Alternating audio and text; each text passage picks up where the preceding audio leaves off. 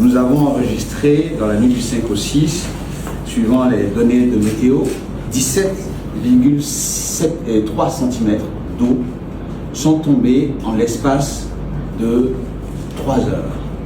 Sachez que la quantité d'eau que nous recevons dans un mois en saison pluviale, en moyenne, est d'environ 13 cm en un mois. Les données de 2023 que j'ai pu retrouver nous montrent une quantité d'eau de 10,5 cm sur mai-juin 2023. Hier, c'était 17,3 cm. Donc c'est beaucoup.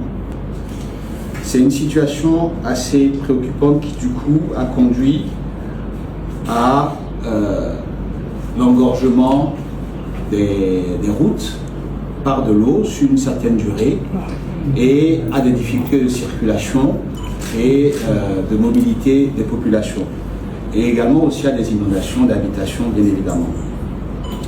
Nous avons enregistré cette situation dans des quartiers tels que Sangrita, Avanticon, Vedoko, à Kobato, à Gla et d'autres secteurs d'Apapa qui ont déjà été signalés, également. Mais c'est une situation qui, au bout de 2 heures, s'est rapidement résolue. La plupart des axes structurants étaient dégagés de toute eau en l'espace d'1 heure et progressivement l'eau s'est retirée dans la plupart des axes où des travaux ont été engagés, réalisés.